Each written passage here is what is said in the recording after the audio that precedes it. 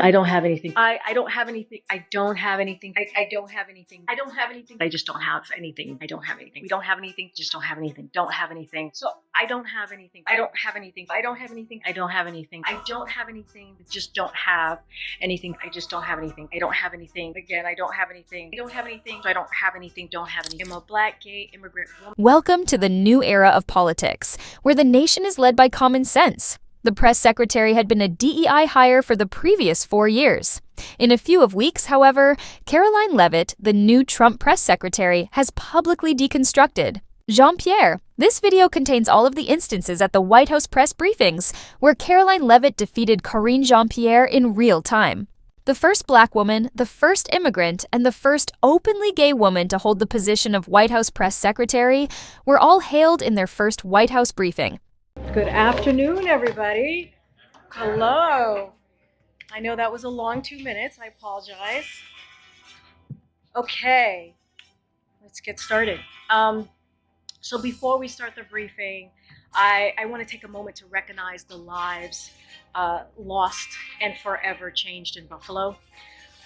Former Buffalo Police Lieutenant Aaron Salter, 55, is a hero.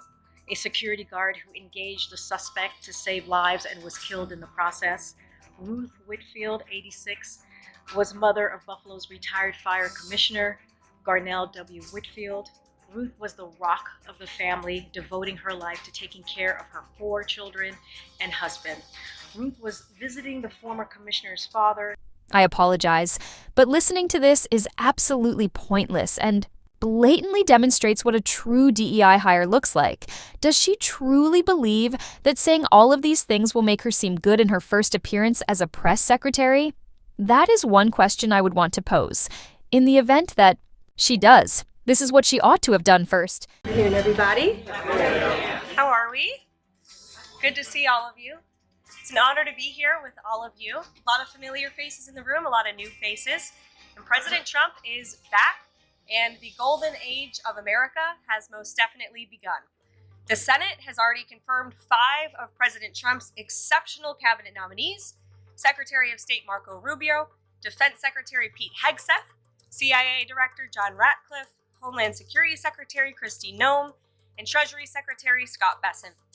It is imperative that the Senate continues to confirm the remainder of the president's well-qualified nominees as quickly as possible. As you have seen during the past week, President Trump is hard at work fulfilling the promises that he made to the American people on the campaign trail.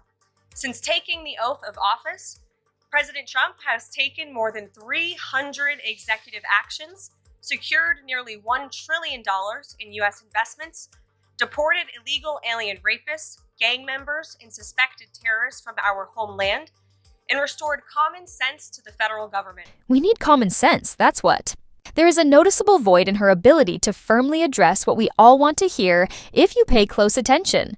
In my opinion, she is not merely talking. Rather, she is genuinely delivering on her promises. Delivering on the promises he made to the American people, and who speaks the truth. So I'm so humbled by the outpouring of support I've heard from people across the country saying, we're doing such a great job at the White House. Well, it's easy to do a good job when you are acting on common sense and you are speaking the truth. And that's exactly what President Trump is doing every single day. Indeed, this is the outcome of working with someone who has common sense.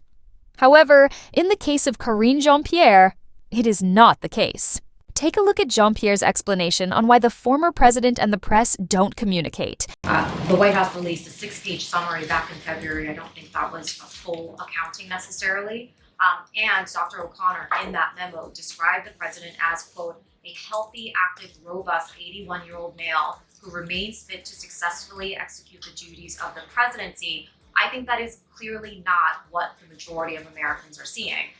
And we have a new poll from CBS News that says 72% of registered voters say the president does not have the mental and cognitive health to serve as president. So are you saying that the majority of Americans are misguided and that they just need to trust Dr. O'Connor and take him at his word? So a couple of things, and I want to say the president is feeling better, and you saw him last night, you saw him today, but he does indeed still have a cold. Look, I want to be very sensitive here. and I think it is important to be sensitive here. We understand how the American people are feeling. We get it. We do. And I do not want to take away from that. I'm not going to speak. I know that there was, you all did a poll, CNN did a poll. I'm not going to speak to every. You really don't comprehend anything. Therefore, you can't say anything.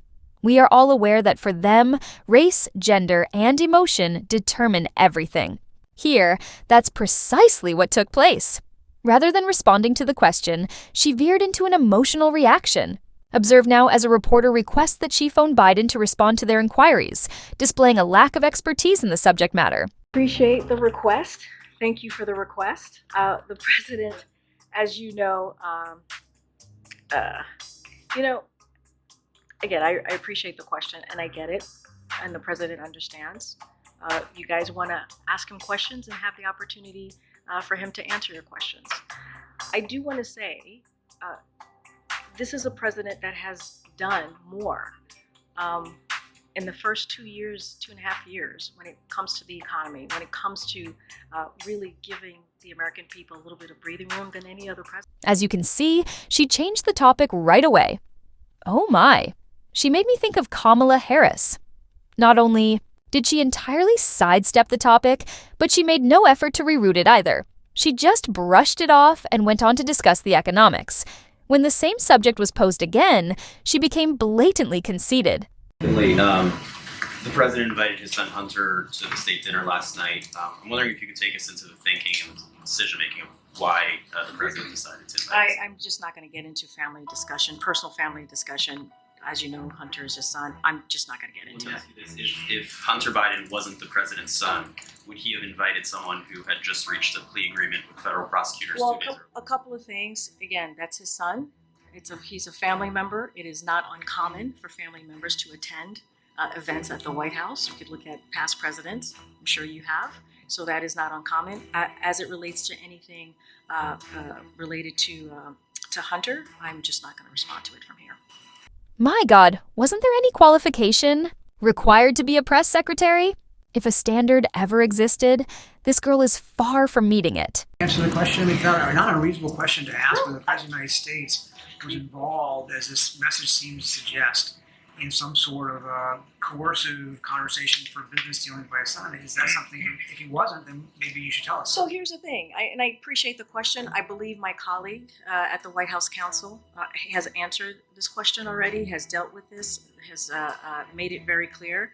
I just don't have anything to share outside of what my colleagues have shared, and so I would refer you to him and the DOJ. Just not going to comment from here.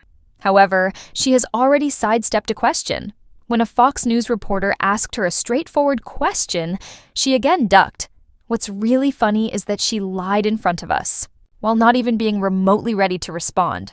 So, what do you call it here at the White House when 10,000 people illegally cross the border in a single day? So what do you call it, Peter, when GOP puts forth a wait, no, you can't. I'm answering. Okay, we're gonna move You're on. answering No, the question. No. We're moving on. Karine, In please. the back. Now, you said you were Back, stopping in the the flow back. of the border. No. I 10,000 tried to migrants. answer, Peter. I tried to answer the question. You stopped me. Let's go. Let's be honest, guys. Did you see her try to respond to the question? Or did I miss something? Listen to Greg's thoughts on all the excuses she has made for Joe Biden and Jean-Pierre's denial of allegations that the White House staff mistreats Biden. Jean-Pierre is rejecting claims that the White House staff treats Joe Biden like a baby. In fact, she says Joe is reading at a 3rd grade level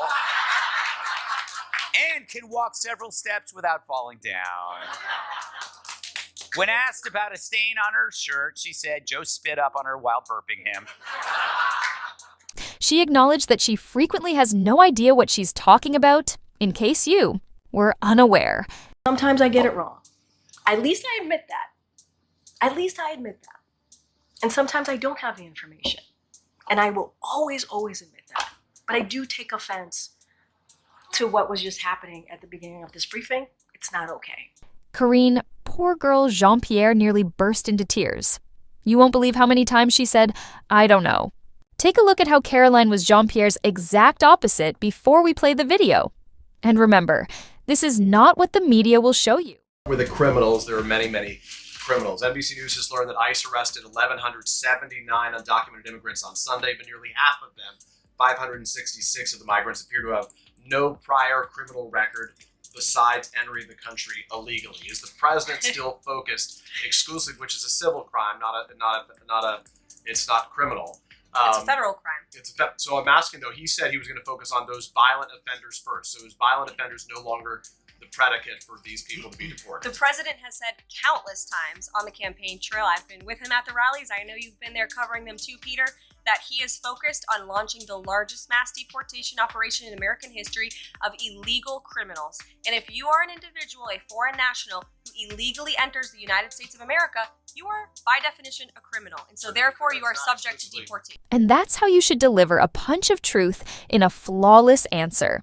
These are the same media organizations that were silent for 4 years before abruptly resuming their activities as soon as Trump entered the White House. However, Karoline Leavitt didn't remain silent and observe those slanted CNN reporters. She continued to pound them harder with facts. Several prosecutors, I believe 12, fired from the Justice Department who worked on the investigations into the president. As you know, they are career prosecutors, therefore they are afforded civil service protections. How is the administration deciding which laws to follow and which ones to ignore? So it is the belief of this White House, or the White House counsel's office, that the president was within his executive authority to do that. He is the executive of the executive branch, and therefore he has the power to fire anyone within the executive branch that he wishes to. There's also a case that went before the Supreme Court in 2020, Scala Law LLC versus the Customs, Bureau Protection. I would advise you to look at that case, and that's the legality that this White House was resting on. Any communist or DEI hire who could talk as well as this would make me very happy. She's really amazing. Being this good is extremely difficult for anyone, even those who criticized her and said she was hired because she was a 10 can't compare to her abilities. Just see how she slammed the former secretary and the entire left-wing media for not speaking the truth for evidence. Terrorists and cartels and murderers and rapists and American victims that I'm shocked Democrats don't seem to care a lot about.